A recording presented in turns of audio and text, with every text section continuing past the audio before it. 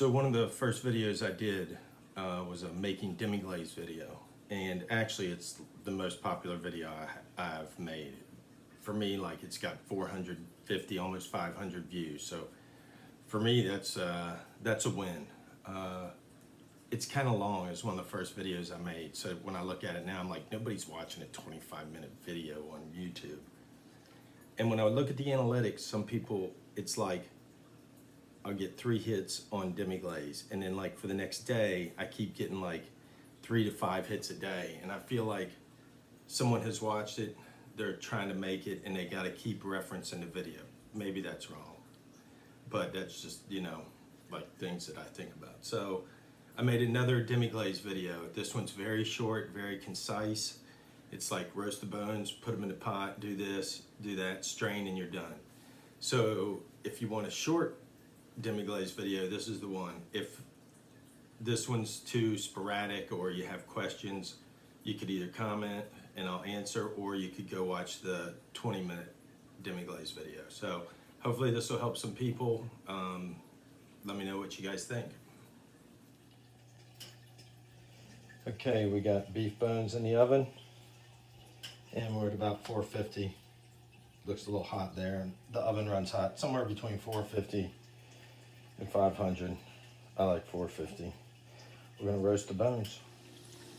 Okay, here's the bones in the oven. Some of them got some decent amount of color. We're not quite there, still got some red on there.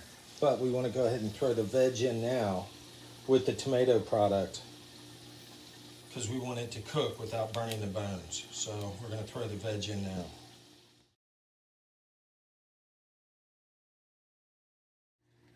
Okay, I've added the veg, onion, celery. We don't have carrot.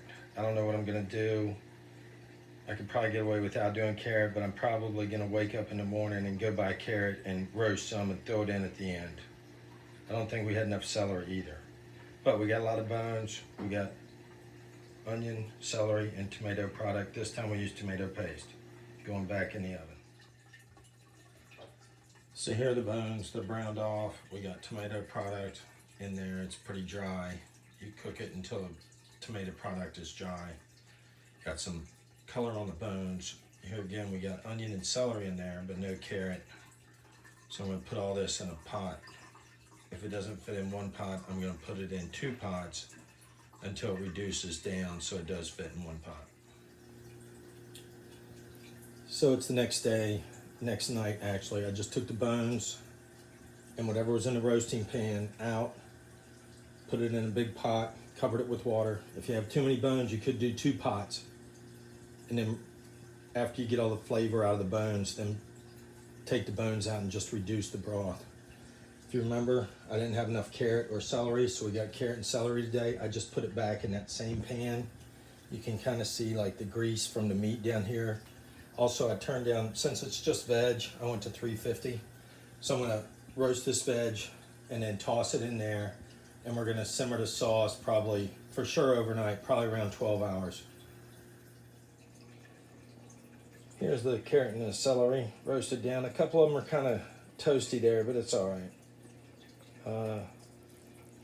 I brought the stock up to a boil, rapid boil. I turn it down. Basically, I'm going to try and get the flame as low as it will go and still have a flame. Like, I don't want it to go out, but overnight I'll be sleeping. It's kind of sketchy, so I don't want a big, you know, I'm going to turn it as low as possible. Every time I get up in the middle of the night, I'll come out here and check it. So I put the carrots and the celery in. I'm not sure if it's like the classical way, but I deglaze with a little Cabernet Sauvignon in the roasting pan. I took the little job here, and like I'm just trying to clean everything off the bottom. You know, I could see in a restaurant maybe you don't want red wine and everything, but I mean it's not that much. It's going to be cooked down, and when I deglaze, I kind of always do it with wine or liquor or something. Like, I guess I could deglaze with stock, but we didn't go that route. Anyway, most of the pan drippings are in that. I'm just going to dump it in there right now, and we're simmering overnight. So after about 12 hours of simmering, we put it through the fine chamois strained everything out. You can see all the cartilage and everything is off the bone. And there's what it all looked like after it had been boiled for a couple hours. And from all that, we got that much demi-glaze. So you reduce it down pretty much. Hope this helps.